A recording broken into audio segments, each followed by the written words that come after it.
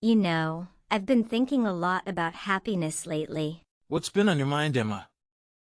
Well, Alex, I've always believed that happiness was something that would just come to me eventually. But I've been going through a tough time lately. I'm sorry to hear that, Emma. Do you want to talk about it? A few months ago, I lost my job unexpectedly. It was a blow I didn't see coming, and it left me feeling lost and defeated.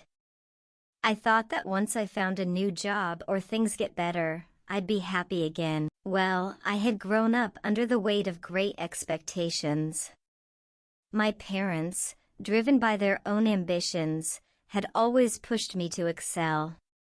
I became the model student, earning top grades and securing a place at a prestigious college.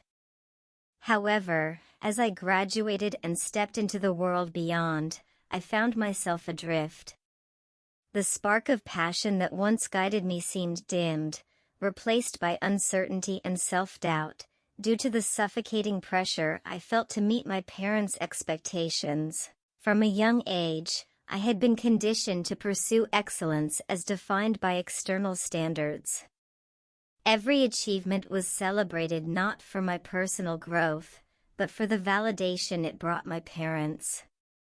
This constant pursuit of perfection left little room for me to explore my own interests and desires.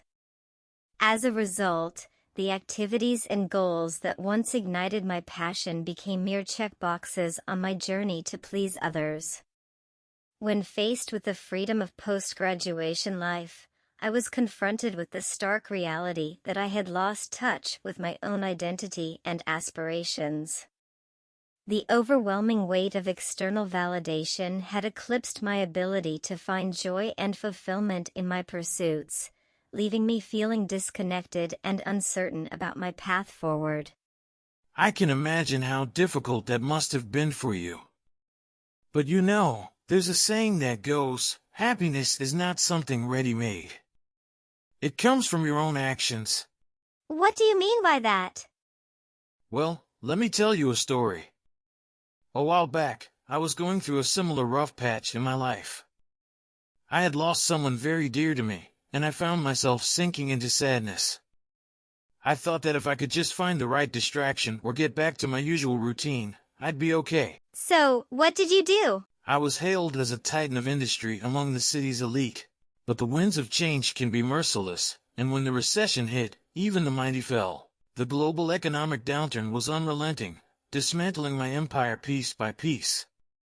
With investments crumbling and clients fleeing, I lost my job, house, and the very foundation of my marriage. I didn't know how to fix this. Consumed by despair, I felt myself teetering on the precipice of an abyss.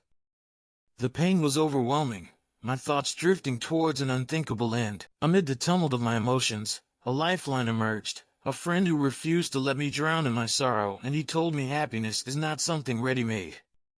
It comes from your own actions. Those words hit me hard. I realized that I couldn't rely on external circumstances to make me happy. I had to take action, to actively seek out things that brought joy and purpose into my life. With the support of my loved ones, I embarked on a journey to mend my shattered spirit. Therapy became my compass, guiding me toward rebuilding my sense of self. My determination transformed into action as he delved into a new venture, driven by the desire to create anew. Began to feel a sense of contentment and happiness return to my life. That's a beautiful journey. But what about your loss? Didn't that still affect you? Of course, it did. But I learned that it's okay to feel pain and grief. Those emotions are a part of life. What changed was how I chose to respond to them.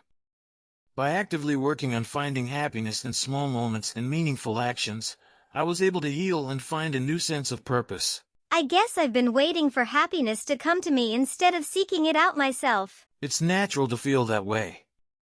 But remember, your happiness is within your control. It's about taking intentional steps toward what brings you joy, even in the midst of challenges. Thank you. Your story really resonates with me. I think it's time for me to start taking those actions and seeking out happiness for myself. You're welcome. Just remember, happiness isn't a destination, it's a journey you create. And I'll be here to support you every step of the way.